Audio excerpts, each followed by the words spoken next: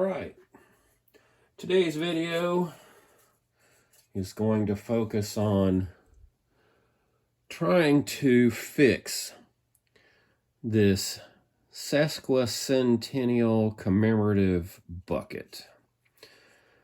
It's got kind of a cool little graphic on the back. I don't know if this is coming through on the camera. It looks like, to me, it's actually etched into the steel. So I'm hoping we can save it. So that's one issue. It's pretty rusty on the inside, but the main issue is it is completely rusted out. And I mean, there's not any sentimental value to this for me or anything. I just happened to find this out the farm hanging up in the rafters, and I need a bucket this size for, there's a pitcher pump, an antique pitcher pump that I have refurbished and have it all set up where it pumps water out of a tank and then it runs down a trough and runs back into the tank.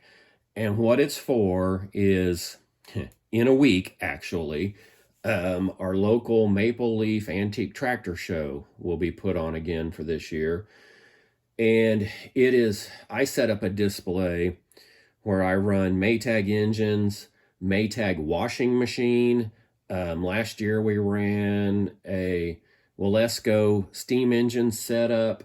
And the water pump, among other things, is one of the things I set up specifically for the kids to play with.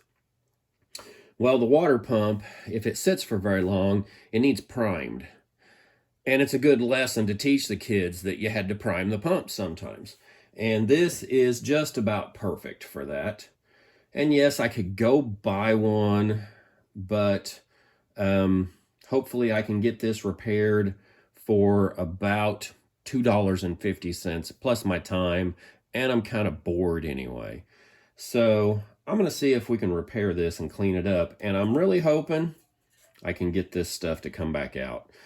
It's just a good test, because even though this isn't that important, it's a good test to see if I can bring that back out so that I can gain experience for something down the road that might be more valuable, more important. So anyway, I'm going to try some vinegar and some other things just to try to clean some of the rust up. And then I have an idea on how to fix that. We'll see if it works out.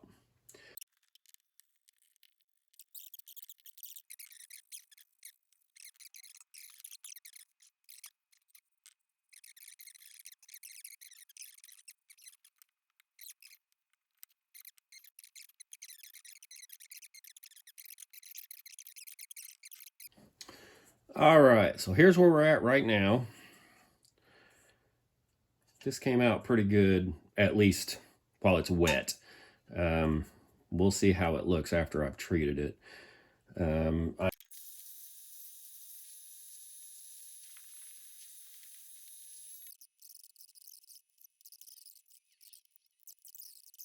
I actually start epoxying it. It can sit in there. That way, if there is a leak, it will be in here and not on my bench top.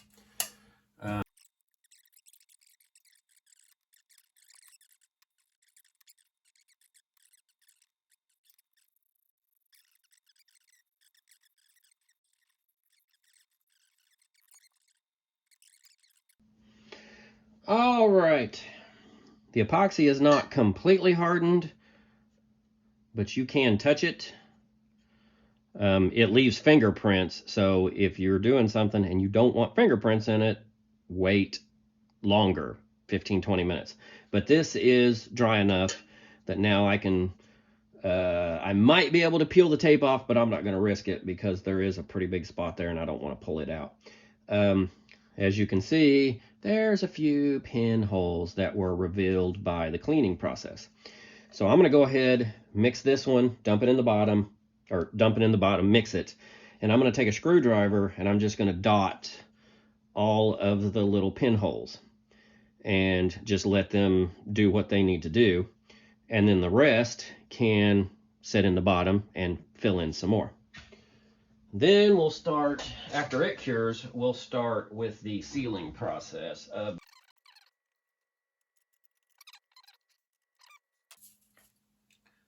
All right, so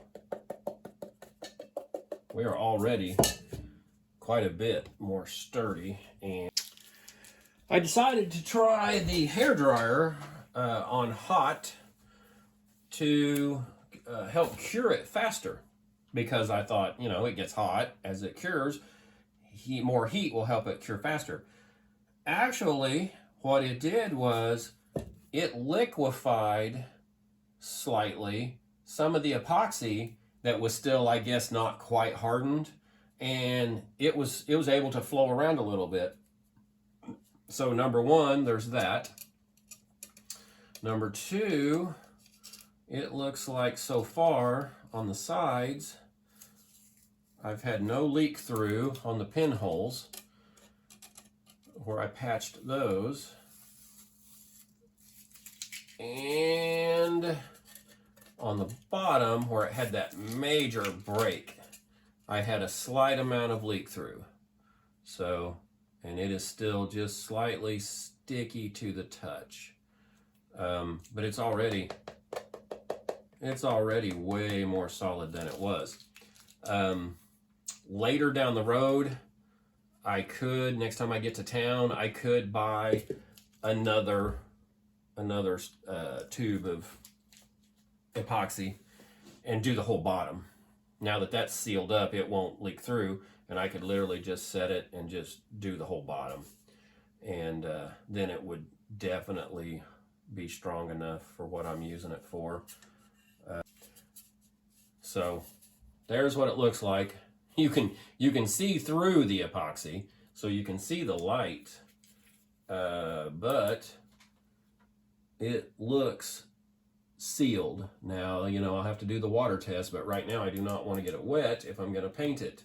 That would make that look a little better in there. I can still do the clear around the outside and along the top, and you're not going to see the clear anyway if I paint over the epoxy, because it is clear as well.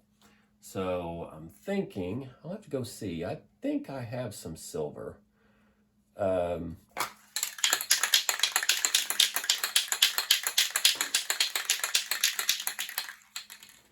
me get up where I can see what I'm doing, and hopefully you can see what I'm doing.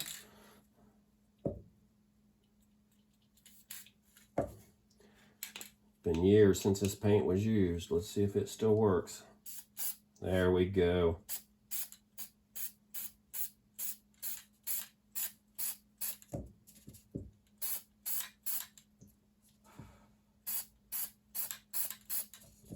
Yeah, I know, should be doing this outside, but it's dark outside. But it's usable, I believe. So now we will unmask, and we can go with the clear. That thing. All right. So there is our matte aluminum coating. Alright, so we're going to do the inside first. Maybe we're going to do the inside. So, back to the hair dryer.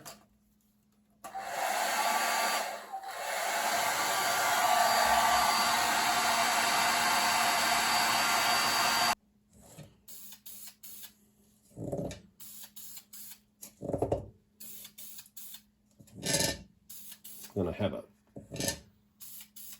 crystal clear workbench. Alrighty. Now, this can is going to leak all the rest of its pressure out, because it seems like I can hear it still leaking just a little bit when I let off. So, I'll put some more on it. So, that came out pretty good. That comes out where it's readable. If it will stay that shiny and that legible, I'm okay with that. And then, like I said, I may go get some more epoxy and just coat the bottom just to make it a little more sturdy. I think that'll work. So, can you save a literal rust-a-bucket? It appears you can. Whether you should or not, that's up to you. Thanks for watching, guys.